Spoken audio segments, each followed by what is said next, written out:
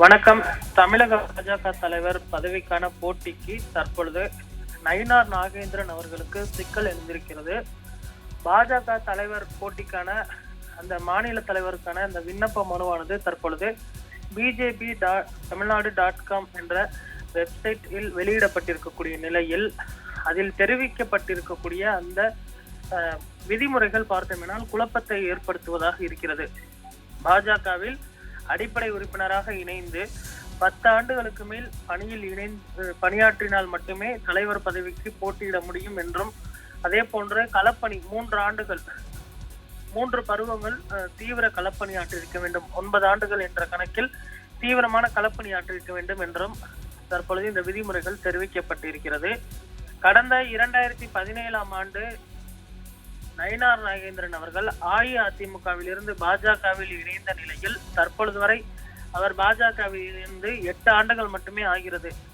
ஆனால் இன்னொரு விடயம் சொல்லப்படுகிறது. அண்ணாமலை அவர்கள் தமிழக பாஜக தலைவர் ஆகும் பொழுது அவர் தமிழக பாஜகவில் இணைந்த ஒரு புதுமுகம், அவருக்கு உடனடியாக அந்த வாய்ப்பானது அளிக்கப்பட்டது. இதனால் இந்த விதிமுறைகள் வரக்கூடிய காலங்களில் தளர்த்தப்படும் அல்லது நாளையே இது குறித்த ஒரு கேள்விக்கான இந்த பதில் பிறக்கும் எனவும் எதிர்பார்க்கப்படுகிறது. அமித்ஷா அவர்கள் சென்னை வருகிறார். அவர் வருகை தந்ததற்கு பின்பு பல்வேறு முக்கிய மாற்றங்கள் நிகழ இருக்கிறது. அதில் ஒன்றுதான் அஇஅதிமுக பாஜக கூட்டணி உறுதி செய்வது.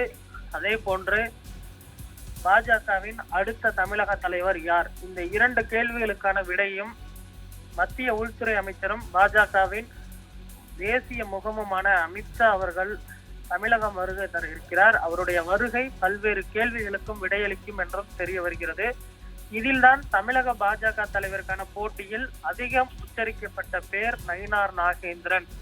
அவர் இந்த போட்டியில் தற்பொழுது இல்லை என்பது தெரிய வந்திருக்கிறது. ஏனென்றால் அவர் 8 ஆண்டுகள் மட்டுமே ஆகிறது என்றும் தற்பொழுது சொல்லப்பட்டிருக்கிறது. ஆனால் 10 ஆண்டுகள் பாஜகவின் உறுப்பினராக இருக்க வேண்டும் என்றும் அந்த விதிமுறைகளில் தெரிவிக்கப்பட்டிருக்கிறது. இது ஒருபுறம் இருக்க, பாஜக தலைவருக்கான போட்டியில் தான் இல்லை என்று அண்ணாமலை தெளிவுபட கூறிவிட்டார். இதனால் தமிழக பாஜகவின் அடுத்த தலைவரான பொறுப்பில் அண்ணாமலை அவர்கள் பதவியேற்க போவதில்லை என்பதற்கான விடை கிடைத்துவிட்டது. இதில் தமிழக பாஜகவின் அடுத்த தலைவர் யார்? புதுமுகமாக இருக்குமா அல்லது வேறு யாரேனும் முதிர்ச்சி அடைந்த தலைவராக இருப்பாரா? பொன் ராதாகிருஷ்ணன், ஹெச் ராஜா, வானதி ஸ்ரீனிவாசன், தமிழிசை சவுந்தரராஜன் உள்ளிட்ட கருப்பு முருகானந்தம் உள்ளிட்ட பல்வேறு முக்கிய தலைவர்களும் இருக்கக்கூடிய நிலையில் இதில் மீண்டும் தமிழிசை சவுந்தரராஜன் அவர்களுக்கு வாய்ப்பு கிடைக்குமா அல்லது கொங்கு மண்டலத்திலிருந்து வெற்றி பெற்றிருக்கக்கூடிய வானதி ஸ்ரீனிவாசனுக்கு வாய்ப்பு கிடைக்குமா? டெல்டா பகுதியை சேர்ந்த கருப்பு முருகானந்தம் தேவர் கம்யூனிட்டியை சேர்ந்தவர்.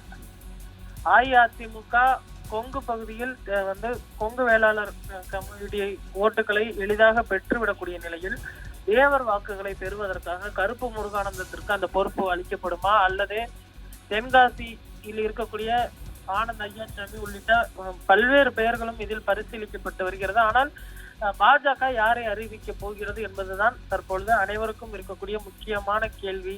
இதற்கான விடை இன்னும் ஒரு சில தினங்களில் 12ஆம் தேதி வெளியிடக்கூடிய அந்த பட்டியலில் பாஜகவின் மாநில தலைவர் யார் என்பதற்கான அந்த விடை கிடைத்துவிடும். அதே போன்று நாளை அமித்ஷா அவர்களுடைய பத்திரிகையாளர் சந்திப்பும் இருக்கிறது. சென்னை ஐடி சோலாவில் அமித்ஷா அவர்களுடைய பத்திரிகையாளர் சந்திப்பும் இருக்கிறது. இதில் அஇஅதிமுக கூட்டணி குறித்த முடிவினை வெளியிடுவார் என்றும் தெரிய வருகிறது. எடப்பாடி பழனிசாமி அவர்கள் அமித்ஷா அவர்களை சந்திப்பதற்கான ஏற்பாடுகளும் தற்பொழுது செய்யப்பட்டு வருகிறது. இது ஒரு புறம் இருக்க, பாஜகவின் தலைவர் யார், அதே போன்ற அஇஅதிமுகவுடனான கூட்டணி குறித்த கேள்விக்கு விடை நாளைக்கு தெரிய வருமா என்பது, இது போன்ற 2 கேள்விகளுக்கான பதில்கள் விரைவில் கிடைக்கும் என எதிர்பார்க்கப்படுகிறது.